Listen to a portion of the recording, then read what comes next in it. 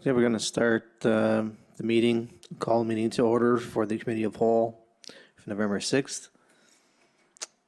And we'll start again with the acknowledgement of treaties of peace and friendship.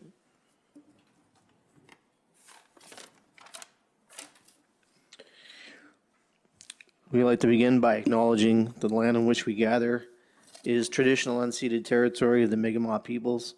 The territory is covered by the treaties of peace and friendship, which Wolastoqiyik, Mi'kmaq, and Passamaquoddy peoples first signed with the British Crown in 1726. The treaties did not deal with surrender of lands and resources, but in fact recognized Mi'kmaq and Wolastoqiyik title and established the rules for what was to be an ongoing relationship between nations. Thank you. Olawan.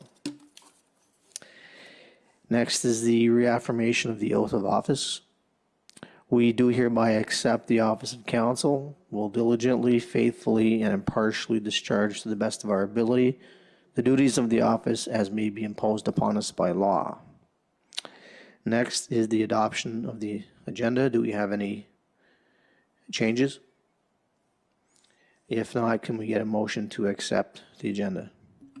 M 2023-1106-152 that the agenda be adopted as presented. Get a seconder? I'll second it. On the question, all those in favor say aye. All those opposed say nay. Motion passed. If there are any statements of conflict of interest, they'll be passed into the clerk. There are no presentations, petitions, or delegations. Business arising. Council, no council presentations. So we move down to administration. Discussion on the Regional Service Commission budget.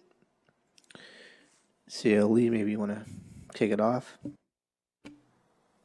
Sure. Yeah. Okay. I'll get the conversation going. So, as council is aware, there is a budget discussion that's coming up, and Beldoon does need to vote on that for the Regional Service Commission. So I've presented some information to council, most recently with a revised proposed budget that came from the Service Commission. I suppose from my perspective, maybe what I can do is I can lend a little bit of insight into the conversations that we've been having with the administration on the administration side when we're going to different council meetings with the, different meetings with the Service Commission. And hopefully, I think ultimately where I am on it is trying to give council maybe a good grasp of the consequences between the budget passing and the budget not passing for the Service Commission.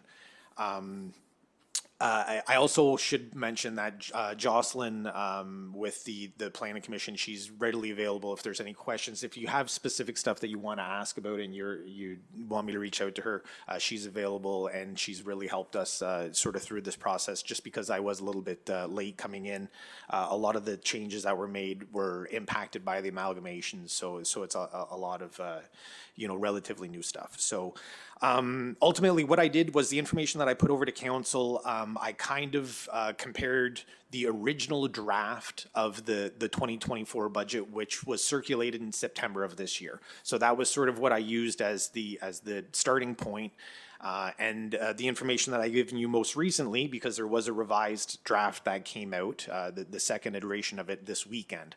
So that one I've also sent out to council. So I did summarize some of the changes that were made. The reason that there was a change to the budget was that there was more equalization grant money that was applied to the Shallura Regional Service Commission, which they were able to take and put into their services, which reduced the contribution that Beldoon would make for 2024. So with the added funding that they received, we do see about a $4,000 decrease in our contribution. I think what is important for me to touch on before council kind of gets into the discussion on it is that in the meetings and the conversations that I've been having, you know, the arguments or the discussion that's being had, whether it's, you know, there's merit to it, you know, obviously there's a lot of different points that are being raised and they all have merit. But really for me, what I wanted council to be aware of is where the budget, what it kind of looks like for Beldoon, specific to Beldoon, as it's being presented now versus what it potentially could be if it was changed. So a lot of the way, if anyone has any questions along the way, let me know and I'll do my best to answer. But really, there was two services that in the conversations that I've been having that were really kind of highlighted, and I just wanted to kind of overview those with council so they had an understanding of the other municipalities and sort of where they are on stuff. So one of the issues that was raised was around the planning component of the budget. And the reason that was sort of raised was because not all of the entities in the Regional Service Commission's area utilize this service. Bathurst has their own planning department. So some of the conversations that we did have around this budget was that there was kind of a strong voice at the table that the equalization money that's received in should go into the services that are shared by all members. The counter argument made against that was that this is a service that they all could be a part of, but there was an option. I'm not going to say an option to not involve themselves. Bathurst's stance on it has been we've never been involved in it. We've always had our own planning department. So there was money, quite a bit of there was a substantial amount of money that was applied to the planning department that's not really being utilized by all of the members. So there was points raised about that. I'll just put a pin on that one real quick. I'll come back to it in a minute. The other one was around regional transportation. In that, the plan for 2024 for regional transportation with the Service Commission, Beldoon is not part of the phase one of that plan. As such, Beldoon doesn't have a contribution to it. There's $0 being contributed to Beldoon. In the discussions that I've been having, there is some issue being taken with that because there is an expected capital that needs to be purchased. So for the regional transportation initiative, there's buses and taxi buses that are going to be purchased in 2024.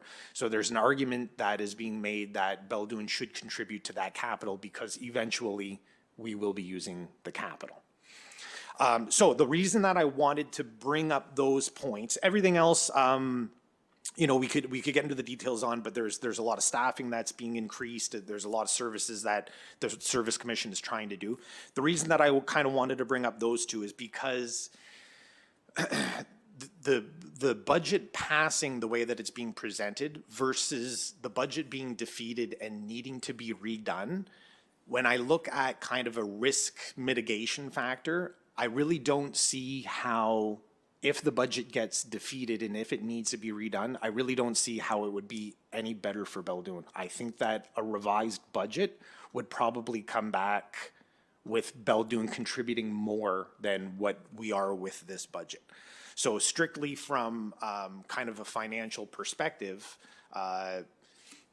you know, I think that what's being proposed here is probably a better scenario for Beldoon. It's not to take away from the arguments that are being made. You know, if it does get defeated and it goes back, or if you know Jocelyn does need to sort of rework this, and there is contribution to the transportation as an example, you know, I suppose there could be an argument made, and we can cross that bridge when we get to it. But I think what was important for me is to make sure that council understood the numbers and sort of understood some of the differing viewpoints, and ultimately it was important that I think that we kind of recognize what this existing budget looks like versus what it could potentially look like if it got revamped. So I think for now, I'll kind of leave it at that. If there is questions on the budgets, you know, specific to the budget, I'll try my best to answer them. I do have Jocelyn available, you know, at any time this week that I can definitely get answers back to council on. But I think maybe we'll just use that as a stepping point for a discussion for council. Is anyone on council wish to? If I may, Your Worship. I see where in all the numbers, they're listing Bathurst, Bell Bay, and Beldoon. However, the rural districts are also part of this equation and have voting members on the CSR, on the Regional Service Commission. So my question is, why are we seeing all the numbers that pertain to the three, I guess the three Bs, and we're not seeing anything as to what the rural districts are contributing? Those are all the rural districts contributions down there? Okay, I didn't get that far. Okay. Okay, thank you.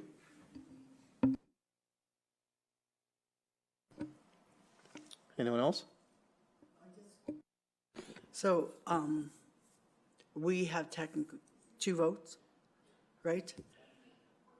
And so Bathurst will have 4, Bell Bay has 3, and the LS have 1.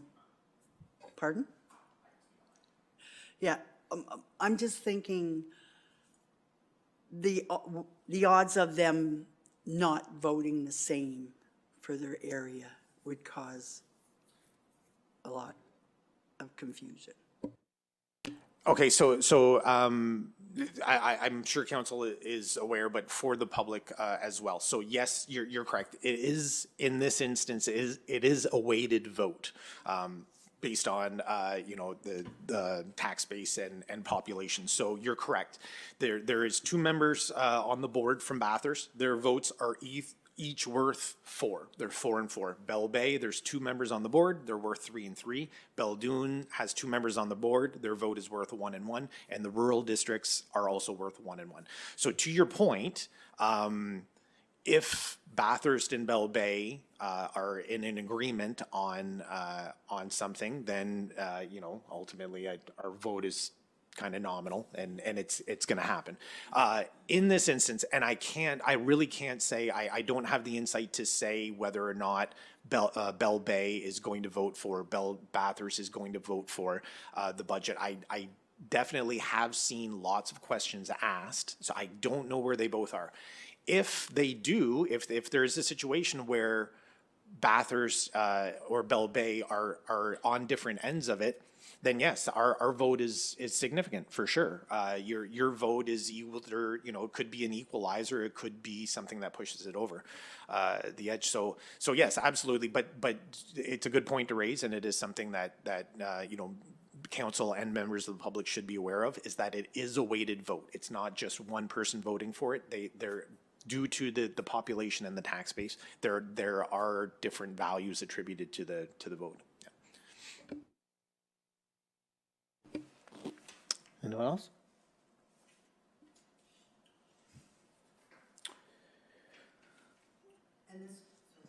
This meeting is Wednesday? The vote? Is that on, no, it's not on Wednesday? I believe it's at the end of the month. But I thought Wednesday was just another sort of get together yeah.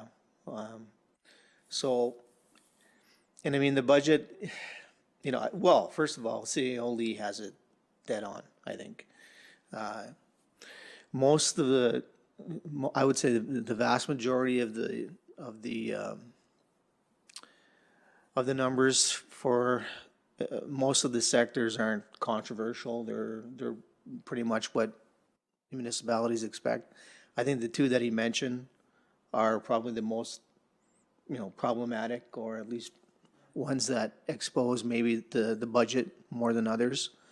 I expect it to be a fluid process. I don't think, I think the upcoming meeting is going to be an important one, right? And then after that, there'll be more of either whatever it looks like probably this time next week is probably what it is, right? So, and they're just gonna have to try and figure out if they can find a way to make some compromise, like everything else, right?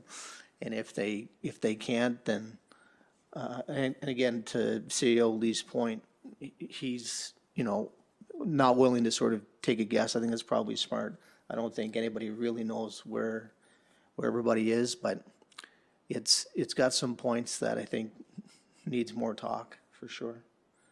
So, and as far as the votes, yeah, and it's good that the public understand that, right? That it is a weighted process. So Bell Bay and Bathurst certainly have the most of the votes, as you would expect.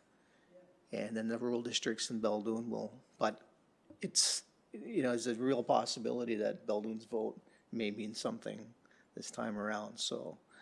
And to Sally's other point about it, you know, coming back, if there was a second version coming back, I would guess, like CEO Lee, I don't see it coming back with smaller numbers, let's put it that way. So I think he's right about that as well. So if there's anyone else that has an observation or questions for CEO Lee or any of the members? Yeah, but we also have to understand, like, we don't have a big village, we don't have a lot of people here, and our budget is the lowest budget out of the three. Like, we're talking big numbers of difference in Bell Bay and Bathurst's budget. So, you know.